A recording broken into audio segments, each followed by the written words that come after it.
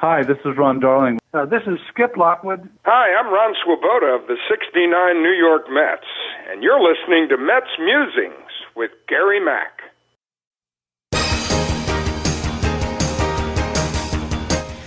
Now it's time for some New York Mets baseball talk. Here's Gary Mack bringing you the latest news and analysis from Mets Nation and the world of baseball on another edition of MetsMusings.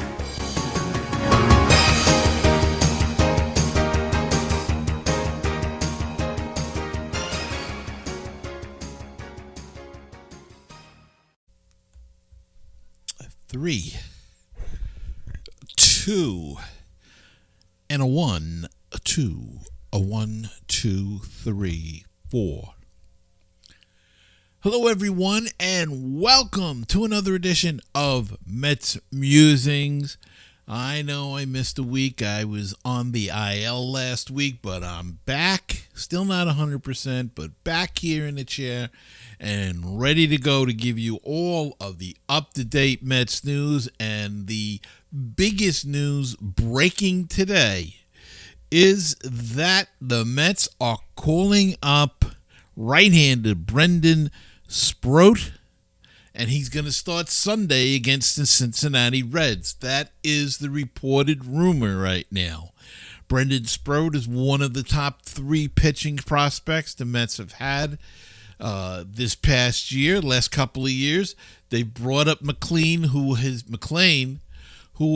been fantastic and amazing, and you can't say enough about this kid. He's 4-0, has looked great, has looked like he's been here all his life, like he belongs here. Did not have his best stuff in his last start, but did a great job of getting out of trouble, kept the team in the game, and the Mets went on to win the game. So McLean has just done everything so far that they've asked him to do, and he's been a revelation. And look, if this kid could keep this up, he could be another DeGrom or something. Who knows? It's too early to tell based on 4 games. But the other thing that's impressive about McLean is he has faced 4 tough teams. He's faced Seattle, Philadelphia, Detroit. I mean, I can't think who else he started against, but he hasn't faced easy teams. They've all been fairly difficult teams, and he has just come through with flying colors. He's been magnificent so far, so let's hope he can keep it up the rest of the way. Jonah Tong, he debuted and was very impressive. Got the win, pitched 5 and I think 2/3 innings or a third innings. Again, did what the Mets wanted him to do. And he didn't have his best stuff either that game, but still, looked like he belonged, didn't get ruffled. That's the key. And now Brendan Sproat, we'll see how he does on Sunday. He has been pitching well. He had probably the best start of the year, his last outing. So it's going to be very exciting with these 3 guys coming in. And it opens up a lot of possibilities for the future and even for the rest of this year. Now, there are people on social media that have said, the Mets are giving up on the season. That's why they're bringing up these young guys. I don't think so. I think it's a combination of they're looking for a spark, a flash of some kind. They got it with McLean and hopefully Tong, and now we'll see if Sproat can give them another splash. And they've got to get their pitching in order. This is a good team. This should be a better team than last year.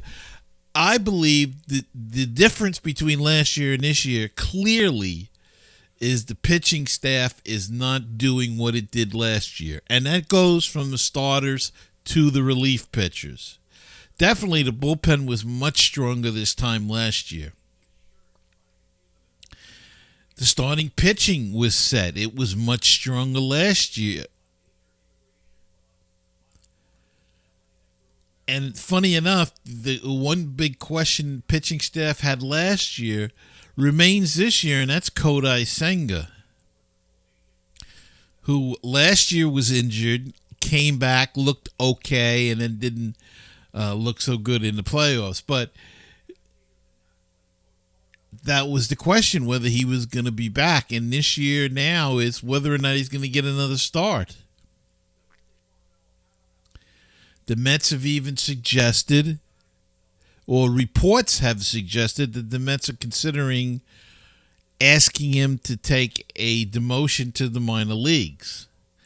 Now, they have to ask him, and he has to approve due to his contract. It's in his contract. So people have asked, well, why they got to ask him? He's got plenty of options. Just send him down. They can't. It was in his contract that he has to approve any reason for going down. Whether it's his mechanics, we don't know. Whether it's his, whether it's some sort of small injury or any kind of injury, we're not sure. We don't know what it is. We don't know what is bothering him, but there's something going on with Kodai Senga that's just not, it's not working this year. And they need to straighten it out, thus bringing up Sproat to see if these young guys can take his spot. And it's also important for the future because these guys are going to get experience now in a pennant race, and you can't teach that. You can only go through it and see what they're made of. And as I said, so far McLean has looked like a veteran. I mean, that doesn't mean his next start he couldn't get bombed. And look, it's going to happen. So it happened to Tom Seaver. It happens to Sandy Koufax. It happened to Bob Gibson. It happens to all of the all-time greats. Everybody gets bombed now and then. So it's going to happen to this young man too. But so far, he has pitched extremely well. And, and so far this class, the guys that we've seen, and again, it's a small sample size. We've only seen 4 games for McLean, 1 game for Tong. He's going to start again. He's going to get another start. And then we'll see Sproat make his debut. But so far, Tong and McLean have been very impressive, and the Mets have a lot to be happy about. So, as I said, this news is breaking today that Brendan Sproat will finally be called up to the New York Mets. So, we shall see on Sunday. That is the report. He will play and make his debut on Sunday against the Cincinnati Reds. Now, I'm not going to recap the last amount of games that the Mets have gone through. Who can figure this team out, though? They're very Jekyll and Hyde-ish. They sweep the Phillies, then they lose 3 or 4 to Miami, then go to Detroit and take 2 out of 3 against Detroit, dropping the rubber game yesterday. You cannot figure this team out. But it's they either hit, they don't pitch, they get the lead. The bullpen has been blowing games, and it's just a shame. Now, coming up, they've got 7 games on the road. These next 7 games could be the most important games of the season. And I don't mean that in, just for shock value, they have 3 against Cincinnati, 4 against Philadelphia, all on the road. And again, these could be the 7th most important games of the season. It doesn't mean they can't come back after these. But they are fighting with Cincinnati for a wild card. They have a 5-game lead over them, 4-game lead over San Francisco, who they do not play. So that's another team we have to watch. They're sneaking up there, San Francisco.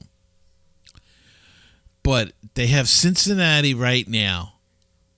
And then Philadelphia. Philadelphia could literally put the division out of reach with a sweep or 3 out of 4 or something like that. The Mets could get back into the race with Philadelphia if they could pull off another sweep or take 3 out of the 4. A split really is not going to help them at this time of the year. Don't forget, after these, there isn't that much time left. There's, 7, 13, 19, 20, 22 games left. That's why these 7 games are so important. They're facing people that they can make up ground with. As I said, they can put Cincinnati in the rearview mirror, and they can close the gap with Philadelphia. And that doesn't mean that Cincinnati can't come back. It doesn't mean Philadelphia couldn't come back if the Mets swept them and still win the division. That, of course, that could happen. But it makes it more difficult for them, and it puts the Mets back in the race. And that's what we want to do. And we want to stay in that wild card. We want breathing room. So it'll be interesting. The next 7 days are of vital, vital importance to this team. And it's going to be up to them. And they're going to rely on some of these young arms. And it's going to be interesting next year because they're going to have some of these guys. Mania will be back again. Hopefully he'll be healthy. Peterson will be back. And then you'll have these 3 young guys ready to go. Are they in rotation? Who knows? Senga, if they want to go to a 6-man.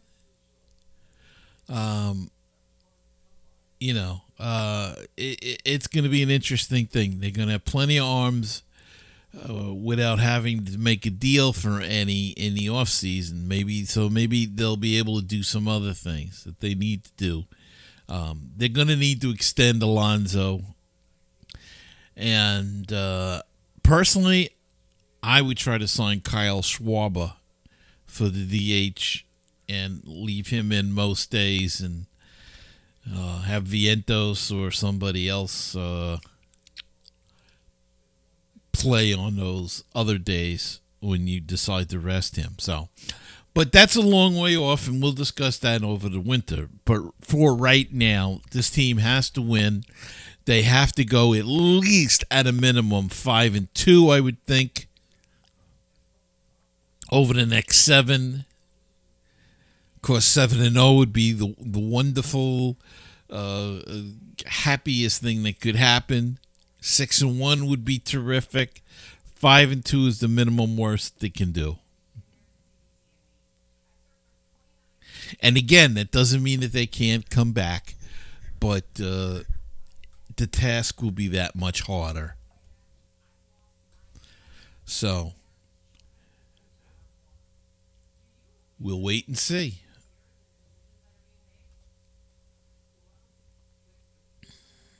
All right, now it's time for the injury update, and I'm not going to go through all of these.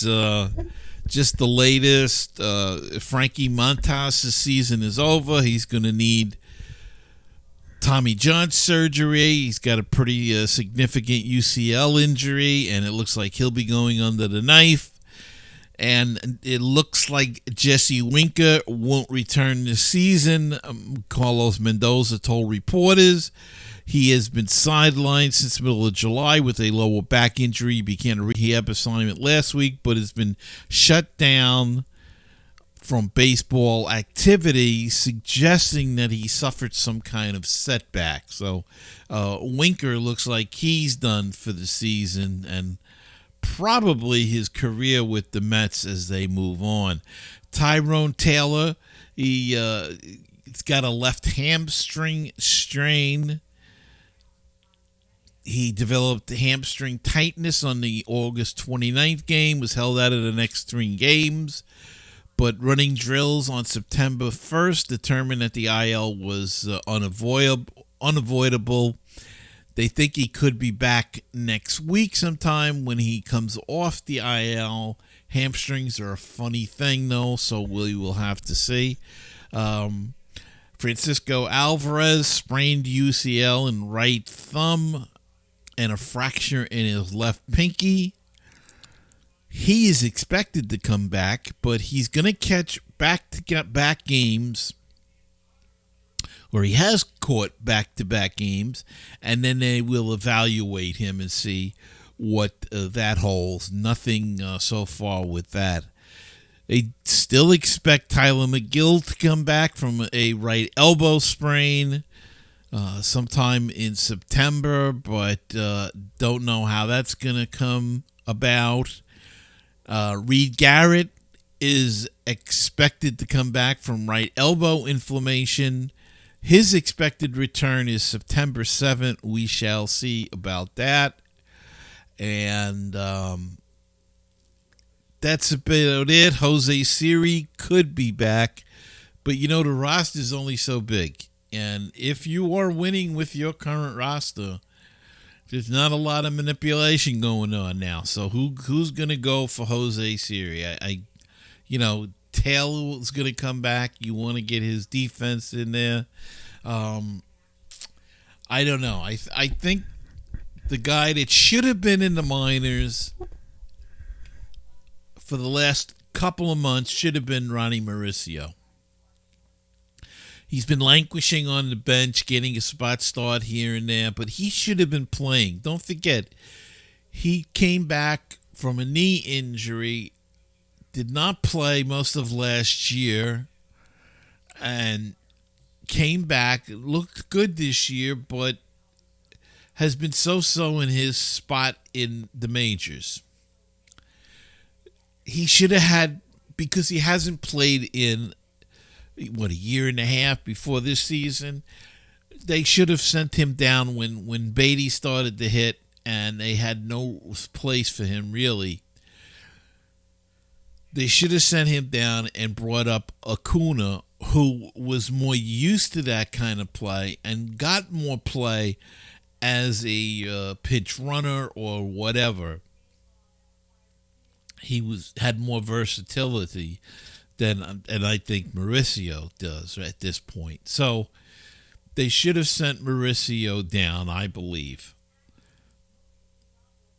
Be it as it may, he's still with the team, and that's the choice that they made. But personally, I would have sent him down a few months ago so he could be playing every day and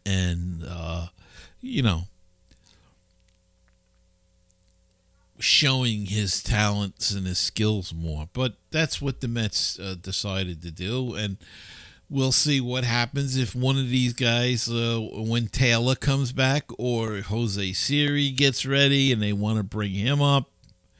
And don't forget, the minor leagues are coming to an end this month as well. I believe that Brooklyn ends probably in a few days. I think they may be finished on Sunday. I have to check the schedule on that. They will be going to the playoffs. So, but the playoffs start rather quickly.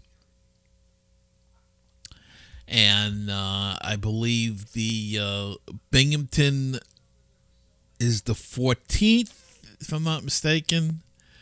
Maybe the last end of the season. And Double A goes about a week or two longer. So they'll be coming to an end. And St. Lucie will be coming to an end. So not going to be a lot of places to go to pretty soon. And maybe Syracuse could use Mauricio's bat down there for the playoffs. So we'll see how it shakes out and what goes on. But right now, that's the injury update as far as we know. All right, let's take a break and come back after this.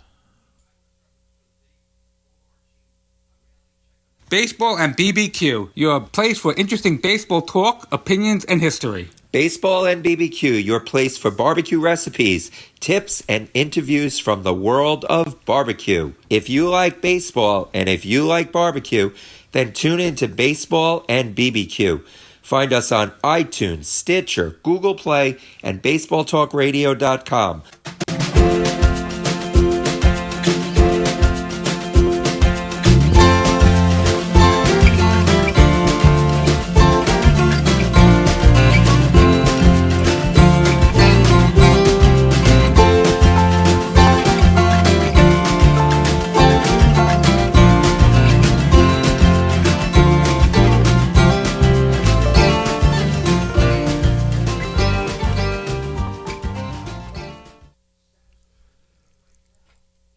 Okay, and we're back, and we are gonna go down on the farm.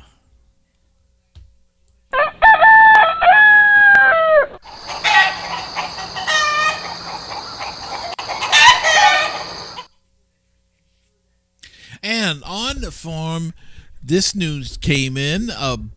Kevin Parada has been promoted to AAA Syracuse. Kevin Parada was a highly sought-after prospect. They thought he was going to be the next catcher after Alvarez or team with Alvarez, and he has struggled in the minors, struggled at Double-A. This year he's had a breakout year and has finally made his promotion to Syracuse. So that could be a good sign for Kevin Parada, or it could be just to shore up the Syracuse catching staff.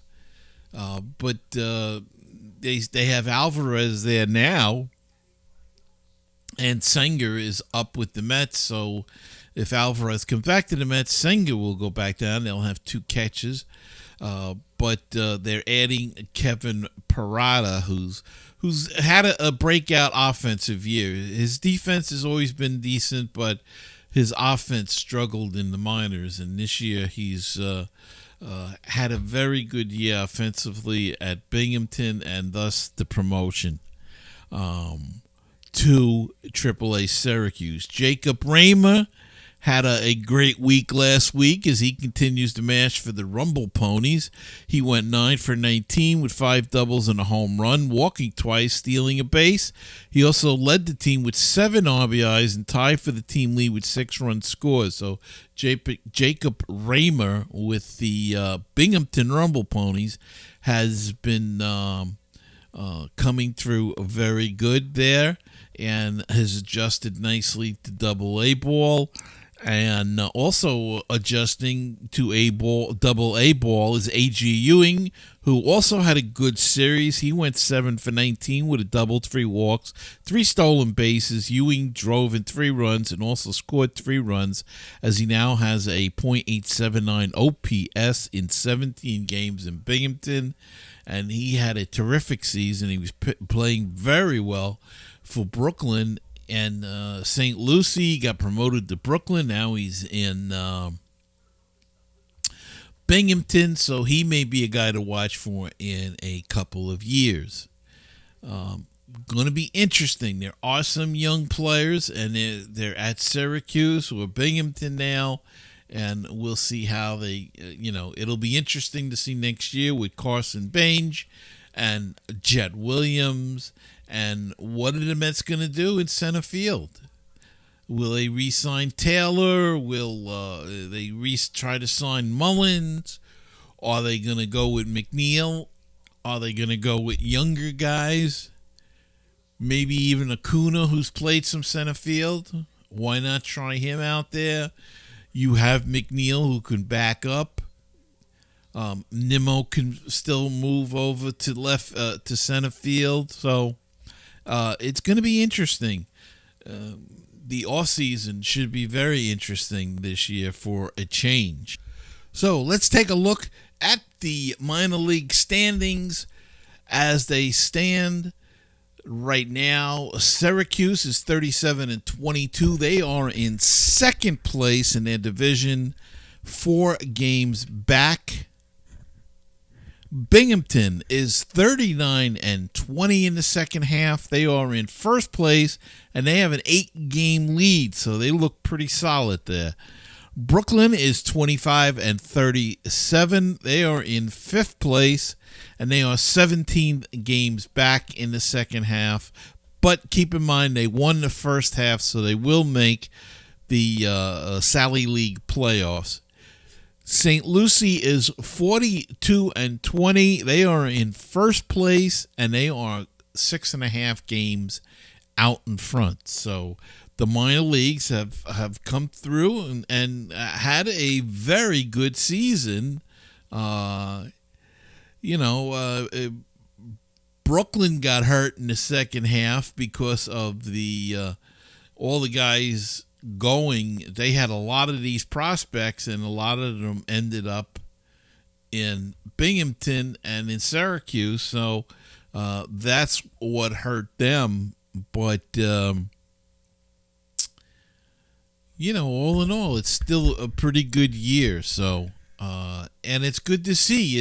It means that there are good players still in the system, and we'll keep our fingers crossed. This is what the Mets wanted to do. They wanted to build the farm system so it would feed them players over time, and they would fill in with free agents and trades and things of that nature.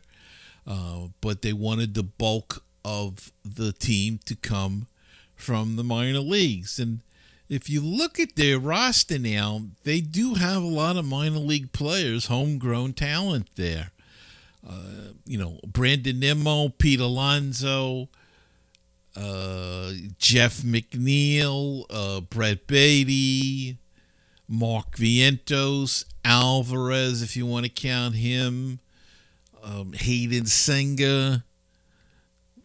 The pitching staff is imported, but that's changing with McLean and Tong, now Sproat and Peterson, and all of those guys. They're all homegrown, so it's starting to pay dividends slowly. But this is the start, and we see that the system is pretty loaded. There's some good players down there, so hopefully they'll be able to pick up the slack and go as the years go by. Let's look at the probable pitchers now for the Mets versus the Cincinnati Reds coming up this weekend. David Peterson will open it up. He is 8-5 with a 3.61 ERA. He will go against Andrew Abbott of the Cincinnati Reds, who was also 8-5 with a 2.65 ERA. So that should be an interesting matchup of lefty versus lefty. Jonah Tong will go on Saturday, and he is 1-0 with a 1.80 ERA. Brady Singer will be the Reds pitcher. He is 12-9 with a 4.08 ERA. And on Sunday, reports say it will be Brendan Sproat, who is 0-0 on the season, of course, no ERA in the major leagues. And as of this recording, Cincinnati has not determined yet who will be their starter. So TBD will be starting for the Cincinnati Reds this weekend. And as I always say, these are the probable pitchers, but they are subject to change. So more as we get closer to the actual games. And that's going to wrap it up for this week's show. I hope you enjoyed it, and I hope you'll hit the subscribe or like button if you're watching on YouTube, or if you want to follow us. You can go to MetsMusings on Facebook. We're there on Instagram, on Twitter, on everything. MetsMusings, just look for it. It should pop right up for you. And we're on all of the popular podcast apps.